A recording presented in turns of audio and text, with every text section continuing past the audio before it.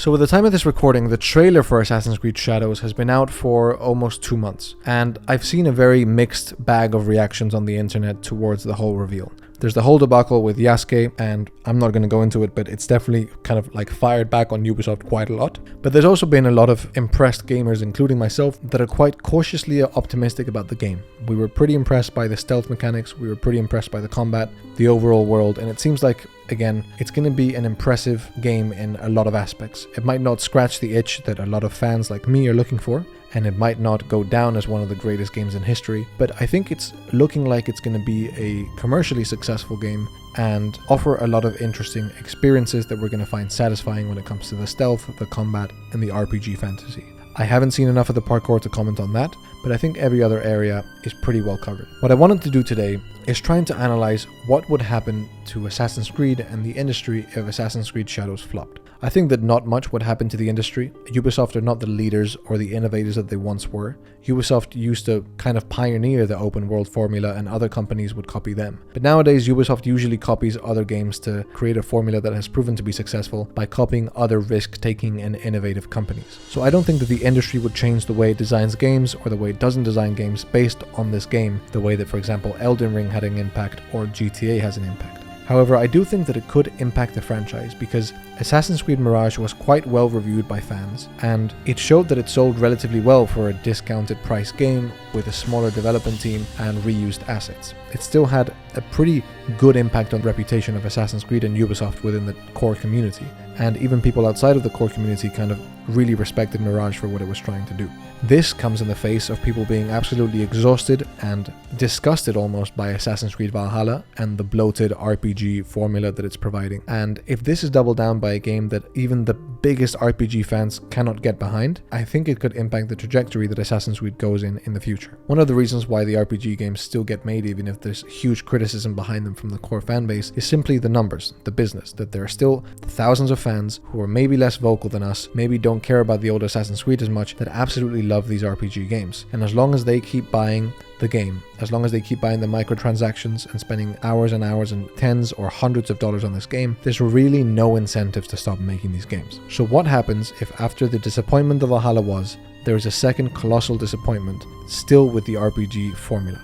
Do you think that we would see something like AC Unity and AC Syndicates kind of lead into Assassin's Creed Origins, where Ubisoft had to rethink what they were doing and how they were going to make games? Or do you think that they would just keep on making RPG games as long as it's profitable and only change when it's not profitable? Obviously, I don't know what the answer is, and probably neither do you, but I'd love to hear what you think. What I think is that Ubisoft wouldn't change anything. This isn't the Ubisoft from 2015 that realized that they were in serious trouble in the company and they had to revitalize Assassin's Creed. This is a Ubisoft that has planned and announced the next 10 Assassin's Creeds over the next years, including remakes, multiplayer games, live service games, single player experiences, RPGs, linear stories, alternate types of Assassin's Creeds. Anything you can think of, Ubisoft is trying to do. It's decided to adopt the divide and conquer strategy, in which it's going to try and please every single type of Assassin's Creed fan at least once or twice every decade by providing some sort of experience. So those who liked AC Mirage and missed the old style game are probably going to like Assassin's Creed Hexe or one of the remakes like Assassin's Creed 1 or AC Black Flag. Those who like the RPG games are going to want Assassin's Creed Shadows, a game that's probably going to have 2 or 3 years of post-launch support. And there's even going to be an attempt to target new players or people who loved more obscure mechanics like the multiplayer system. They're making Assassin's Creed PvP and PvE multiplayer. So I don't think one game is going to really put a dent in Ubisoft's current business plan for how they want to treat Assassin's Creed as a franchise, because the failure of an RPG game would not really have any sort of impact on the failure of a single player game or a multiplayer game. These are targeting different audiences, different customers, different people. So I don't think that there's going to be a lot of bleed and reputation damage that Ubisoft hasn't already done that did not damage their customer base. That being said, maybe it will lead to a shift in the way that they design games. Maybe they improve things that they've been criticized for, like slacking on game animations or on voice acting. Maybe they try and improve and tighten a few things that are just not justifiable in today's modern industry. The other thing that I want to explore is the idea that Ubisoft no longer has to rely on Assassin's Creed as a single flagship franchise, as the only buoy that keeps the whole thing afloat.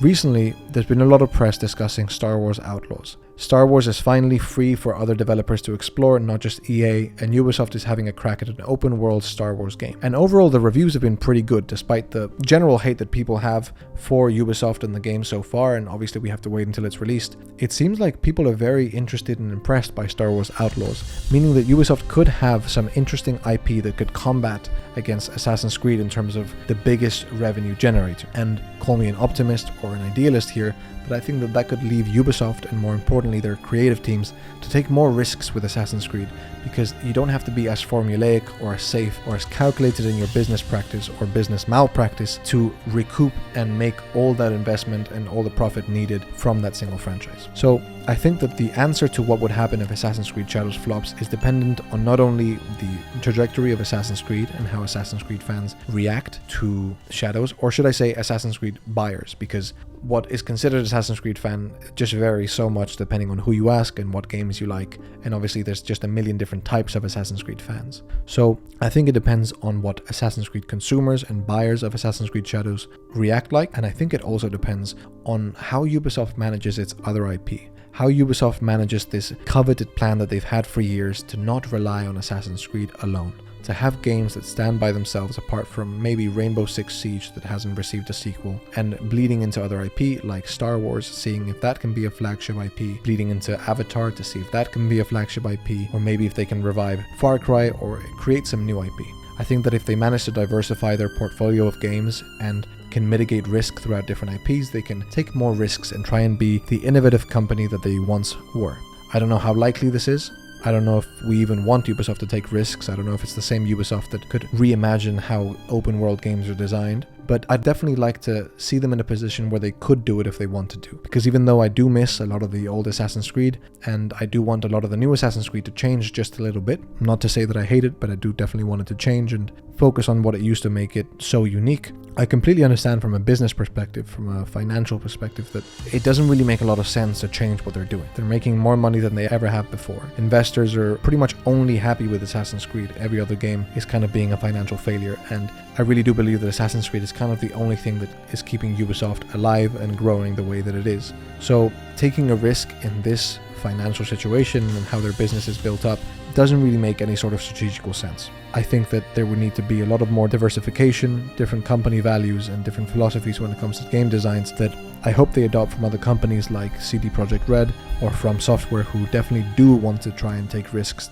regardless of how important that IP is for the money that they make. So hopefully that they can learn from this. Hopefully Assassin's Creed Shadows is not a flop. Hopefully it's a game that blows us all away and is exactly the type of fantasy that all of us want. And even if it's not the type of fantasy that all of us want, it's a good fantasy nonetheless. If you want to see my breakdown and my reaction to the Assassin's Creed Shadows trailer and my original thoughts, you can watch this video now. Thanks for watching.